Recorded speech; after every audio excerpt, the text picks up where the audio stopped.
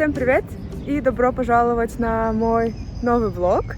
На этот раз я в Италии. Я приехала на 5 дней посетить Рим, Неаполь и Флоренцию. На этот раз влог будет на английском языке, потому что я в англоязычной компании, но я специально для вас сделала очень хорошие субтитры, поэтому нажимайте на кнопочку, наслаждайтесь, немножко учите английский, может быть.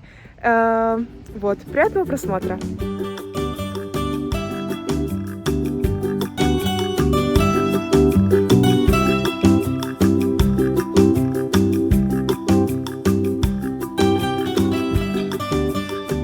So, just as we arrived, we headed into the Roman Forum. It's located right next to the Colosseum, and it used to be the real heart of Rome. That's where you would find all of the shops, the basilicas, the temples. The Senate would make their decisions in here and talk to the public. And right next to it was the Palatine Hill. And that's interestingly actually where we get the word palace from, because the emperors would build their palaces, their houses on this hill. And just imagine all of this was covered in marble and gold and colors, and it would have been so beautiful. And I mean, it's still cool, even if we don't see it in that glory and beauty. It's still amazing that we get to visit this place. I've been literally obsessing over Roman Empire for the last 2 weeks, and being here right now and seeing all of these things that I've heard about for weeks is unbelievably cool. And the fact that they're still here, I still can't believe that these things are 3,000 years old. Okay, so this is how everything looked back in the day, right? And this is the building that I think is the most interesting for me. This is where the Senate sat, and that's where they would make all of the decisions.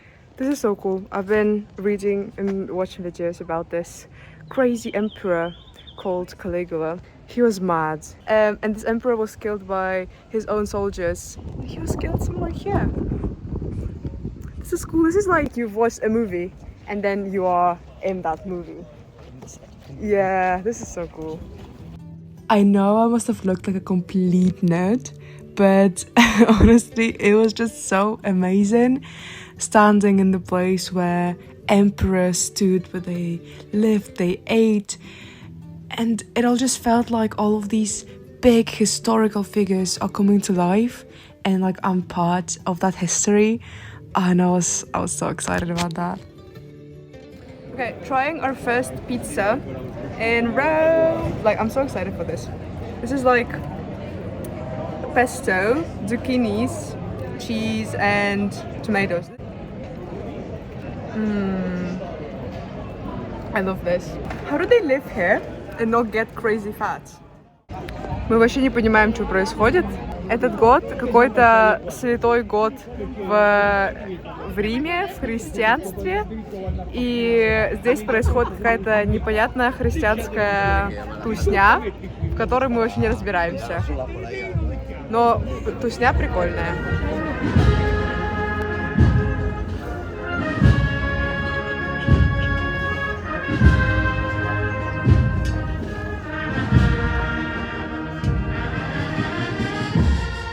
I genuinely have no idea what we just saw. But it was cool. It was. Unbelievable. It looked super cool, especially with the music and everything, and the huge things that they were carrying. Cool things happening all around. We're on our way to eat Food time.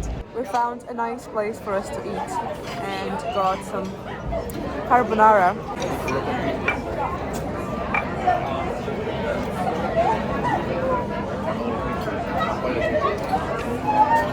It's like a very big taste, you know, whenever I would get carbonara back home, it would be a very mild taste.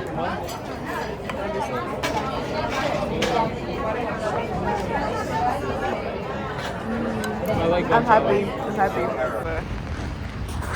Okay, so basically we were having dinner. We just suddenly realized while eating our dinner that it's time. We are fucked. And we really have to run to take our train, and we're already late to our train, And we don't live in the city. We live on the outskirts of the city. So if we don't get there, it's gonna be it's gonna be awful. And then Run, we what? because it's red light. Should we run? Let's go for it.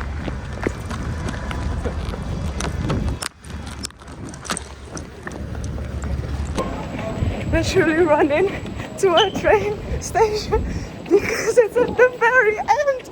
It's like 15 minutes walk. Oh my god, at least we got our suitcase, we got the tickets for the train. Now all we need is run. Oh my god. Morning. Today is the second day in Rome and look what I just found out. Apparently there's this little how do you call it, like a balcony in this apartment. It's so cute, just look at this. Oh, it's adorable and it's so warm outside. Oh, I love this. A second day in Rome, we decided to do all of the touristy bits. So we started the day with some sandwiches at the Colosseum and then headed inside, had a walk around.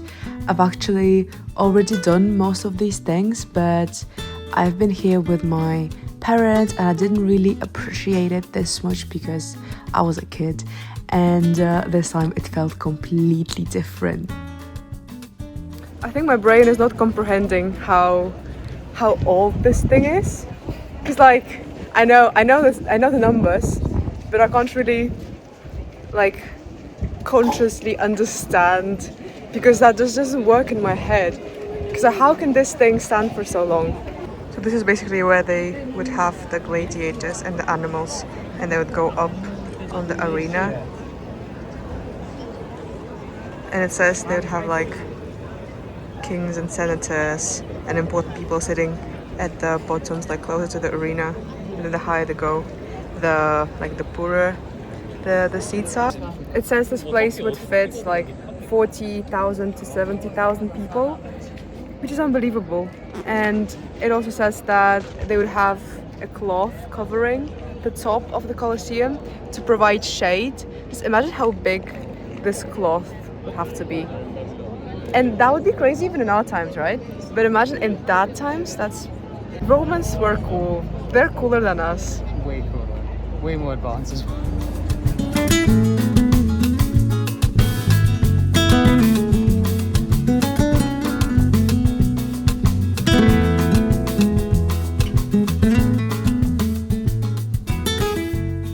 As a person who drinks enormous amounts of water in my daily life, and who can't live without like a bottle of water in her bag, having fountains everywhere in Rome is just perfect. First gelato. This tastes so good. So this is basically the Pantheon. A pantheon is a temple to many gods, and today is one of the best preserved, oldest Roman temples. And the dome here is just huge. It says the restoration works when they did here, they didn't use any scaffolding, they just used professional mountain climbers. So people would climb this thing to restore it with no protection. Imagine? Oh my god, this is unbelievable. So there's a lot of famous people who are buried in there, and one of them is Raphael, like the amazing architect and painter, and also the first king of Italy is also buried here. This is so cool. Imagine being buried here. This is such a cool place to be buried in. Like, I would love that. And these columns right there, they are huge monoliths. Just like, they're incredibly tall, they're enormously big, and they were brought all the way from Egypt, which is 3,000 kilometers from here. Just imagine how hard that must have been, because like even in our day that sounds like a hard task, because these things are huge. It's incredible how they did it back then, when even just crossing a distance like that was unimaginable, but bringing something like this from a place so far away, that must have been I would be so impressed. Like, I'm impressed. Back then I would think those people are gods. This is so cool.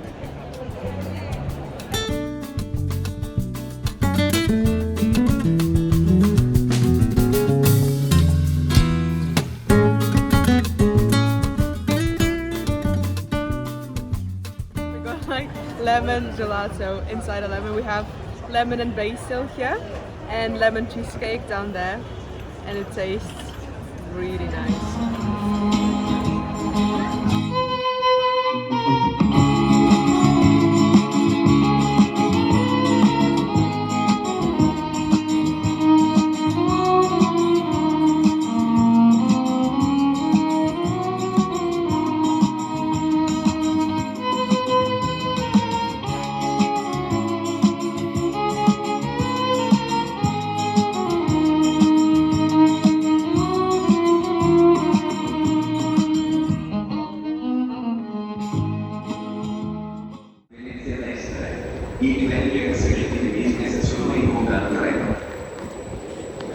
Why do we start our every morning with a jog? Every time we're on a train station, we're always running because the train stations are so long.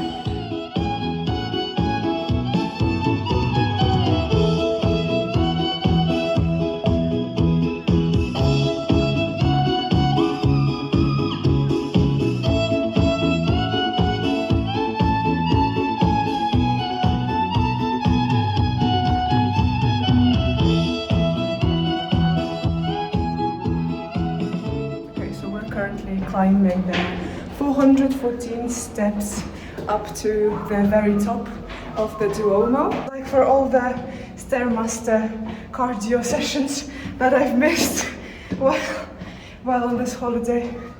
Oof.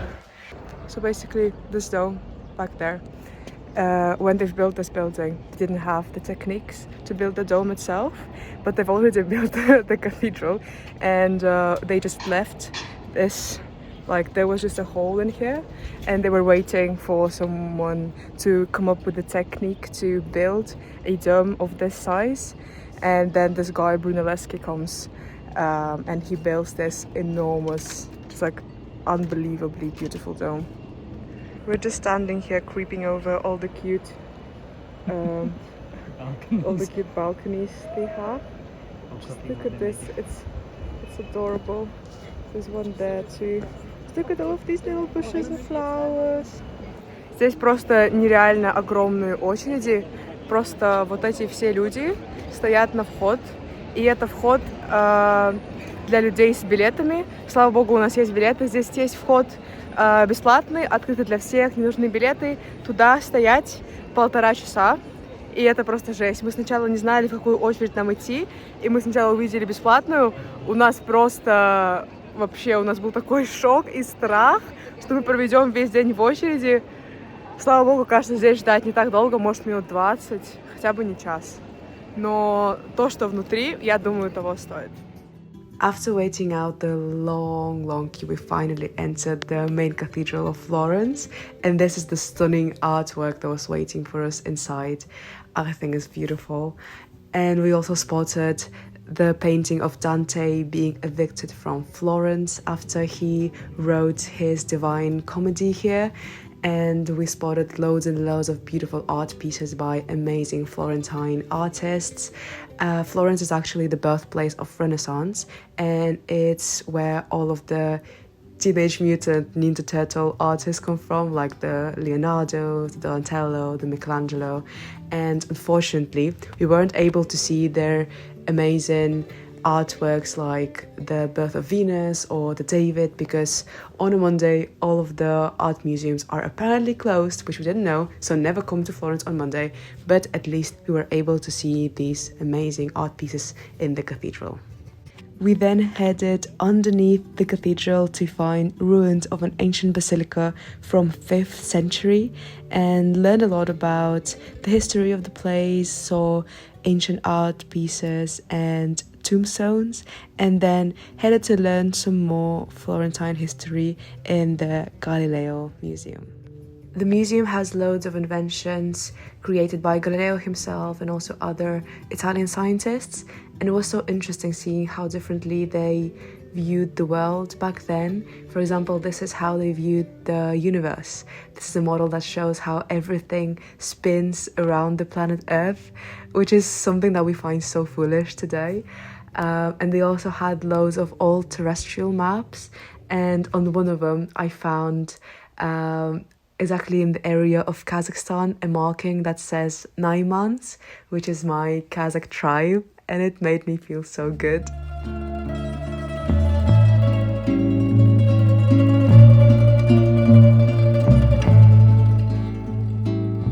We got the Italian maritozzi buns with like cream inside for breakfast. This is unbelievably good! Why are we eating this on The day before second the to last day? This is amazing. Why didn't I eat this every day for breakfast, lunch and dinner? After a quick and sweet breakfast, we headed into the catacombs of Naples. We went 40 meters down into the tunnels that were dug out by Romans in 4th century. They were harvesting volcanic rock to build the city. Then these tunnels were used as aqueducts, so these narrow channels we walked through were used to redirect water from rivers to feed the houses in the city. And then in Second World War, these tunnels were used to shelter people from bombings. And then our tour guide took us into one of the houses on the street nearby, where archaeologists found ruins of a Greco-Roman theatre in a house of a random grandma.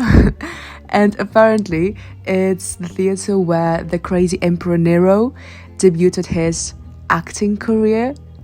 And our tour guide told us that apparently a lot of buildings in Naples are built on the remains of Roman walls, and this Roman brick that they can see everywhere in every building is still standing because of how well they've made their structures. And I think it's so cool. I would love to live in a house standing on Roman bricks. And then we headed to, I think, my favorite part of the trip, Pompeii. For those of you who don't know, it's an ancient Roman city next to Naples that was destroyed by a volcanic eruption, and today is the biggest archaeological site, and that's where we get all of our information about the Roman Empire from. Because of the eruption, everything was kept in a very good, like, preserved state, so we get the whole city with all of its buildings and bakeries, lavatories, gardens, amphitheaters, everything just preserved as it was. And you get to experience a real ancient Roman city just by walking through its streets. So the story is, one day the volcano erupted and loads of debris and ash went up into the air. Black clouds were covering the skies. It was dark, people got scared, they were fleeing.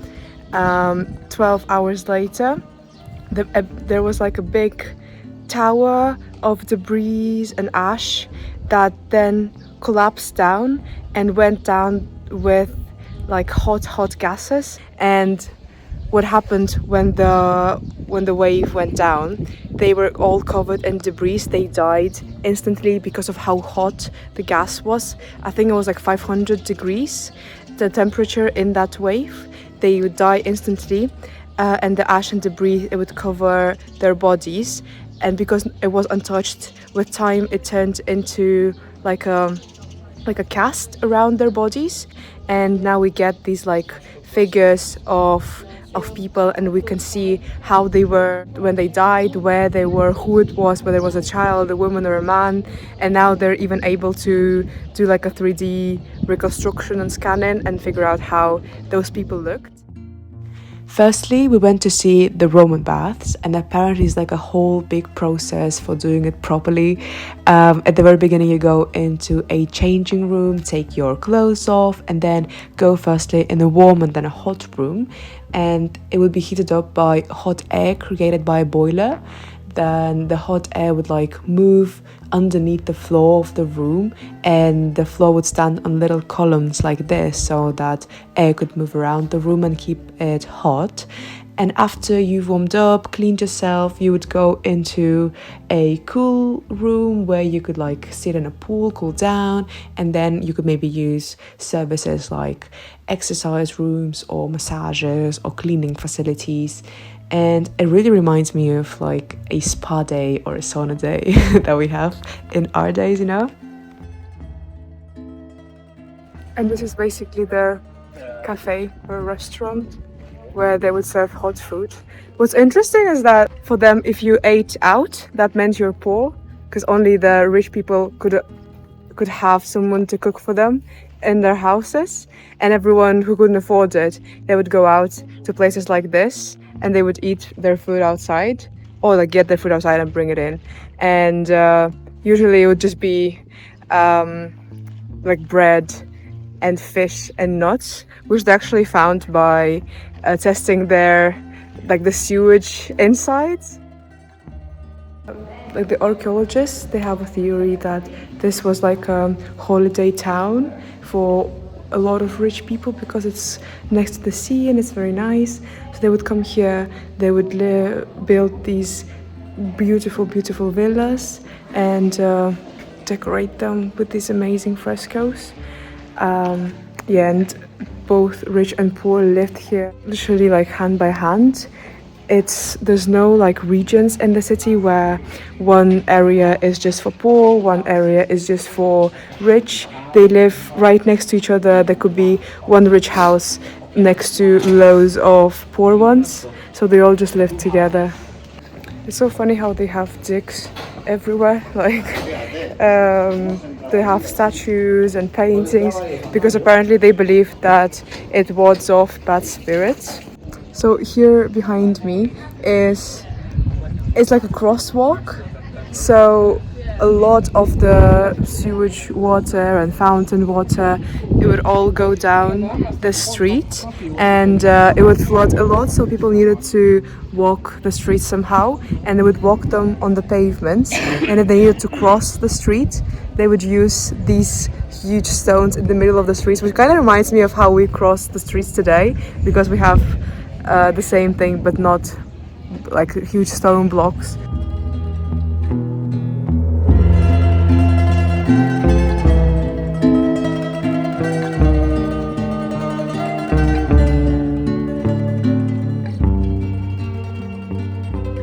In the evening, we headed back into the city and found the most random place for us to eat dinner at.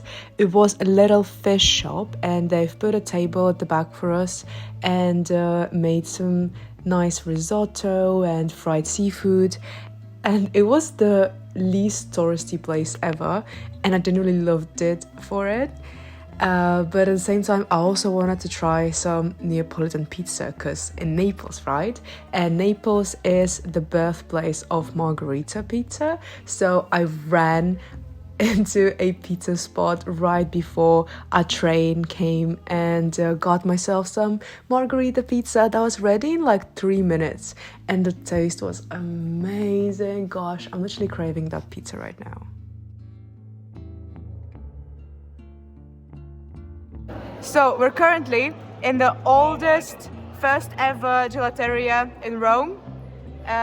It's called Gelateria Fassi, and they do insane gelato. This cost us €2.70, and it has like two flavors. I got tiramisu and cherry and cream on top. I love the cream. I never in my life had ice cream with cream. Shit. It's 10:40. It's almost 11 at night. We just got to an area where our apartment is and got off the train. It's raining like crazy. It's a thunderstorm. I'm wearing a top made of nothing. The only thing I have to save my head is a pizza. And I think we're gonna give it a run. Running with a pizza box. Pizza box on our head. Feeling African.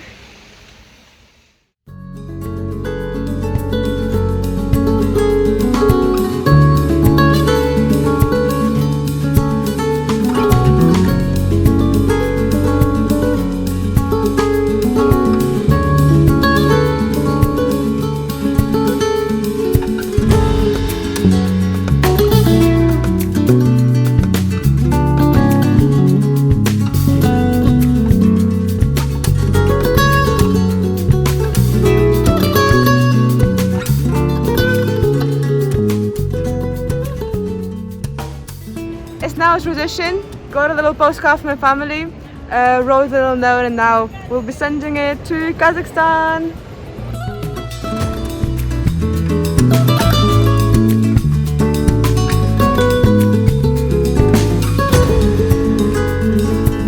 Right hand over the left shoulder. I really hope you guys enjoyed watching this vlog, and I hope it inspires you to come visit Italy. If you guys need any recommendations, just give me a shout and I'll send you my little itinerary guide and notes of what places to visit.